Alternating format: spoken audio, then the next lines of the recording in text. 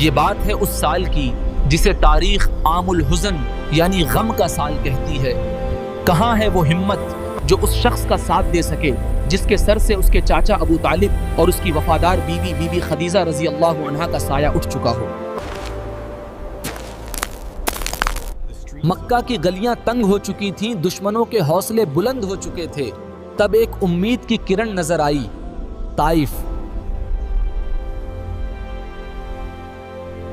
محمد صلی اللہ علیہ وسلم کا وہ سفر۔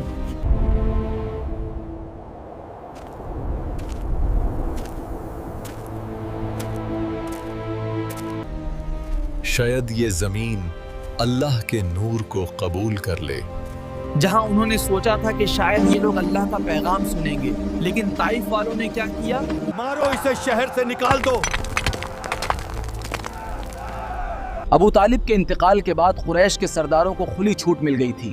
جو سازشیں وہ پہلے چھپ چھپ کر کیا کرتے تھے، اب کھلے عام راستوں میں کانٹے بچھانے لگے۔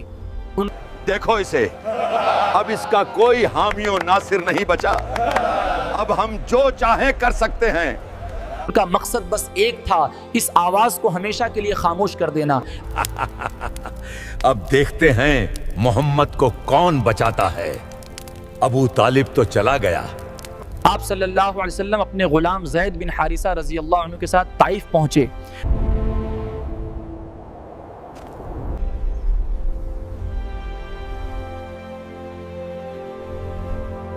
وہاں کے 3 بڑے سردار سے ملے، امید تھی کہ یہ لوگ حمایت کریں گے، مگر انہوں نے وہ کیا جو کسی مہمان کے ساتھ نہیں کیا جاتا۔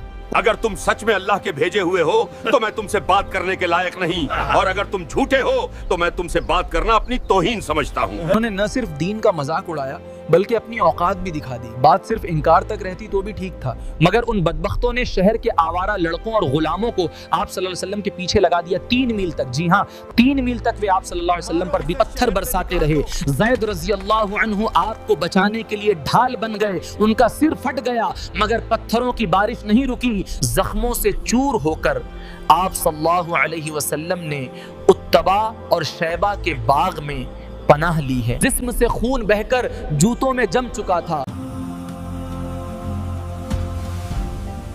وہاں بیٹھ کر میرے نبی صلی اللہ علیہ وسلم نے جو دعا مانگی وہ آج بھی عرش کو ہلا دیتی ہے۔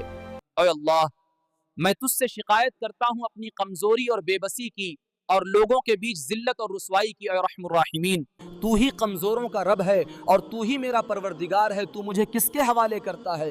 کسی اجنبی بیگانے کے جو مجھے دیکھ کر تیور بدل لے اور منہ چڑھائے، یا کسی دشمن کے جسے تو نے مجھ پر قابو دے دیا۔ اے اللہ، اگر تو مجھ سے ناراض نہیں ہے تو مجھے کسی کی بھی پرواہ نہیں، تیری حفاظت میرے لیے کافی ہے۔ میں تیرے چہرے کے اس نور کے طفیل جس سے تمام اندھیریاں روشن ہو گئیں اور جس سے دنیا اور آخرت کے سارے کام درست ہو جاتے ہیں، اس بات سے پناہ مانگتا ہوں کہ مجھ پر تیرا غضب ہو یا تو مجھ سے ناراض ہو۔ تیری ناراضگی کا دور ہونا ضروری ہے۔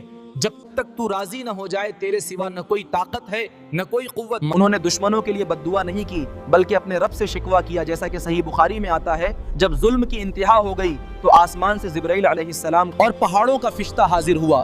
فرشتے نے کہا، اے محمد صلی اللہ علیہ وسلم، اگر آپ حکم دیں تو میں ان دونوں پہاڑوں کو ملا دوں جس سے یہ سب درمیان میں کچل جائے، یا اور جو سزا آپ تغوید فرمائے۔ سوچئے، خون بہ رہا ہے، دل دکھا ہوا ہے، طاقت ہاتھ میں ہے کہ ابھی بدلہ لے لیں، مگر آپ صلی اللہ علیہ وسلم نے فرمایا نہیں، مجھے امید ہے کہ ان کی نسلوں میں سے ایسے لوگ پیدا ہوں گے جو صرف ایک اللہ کی عبادت کریں گے۔ اور دوستوں، وہی ہوا۔ آج طائف مسلمانوں کا شہر ہے۔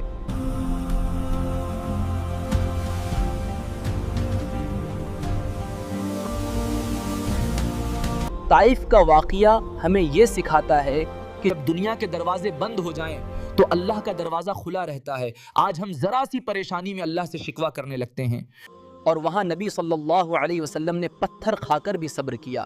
ویڈیو اچھی لگے تو لائک کریں، شیئر کریں۔ جزاک اللہ خیرن۔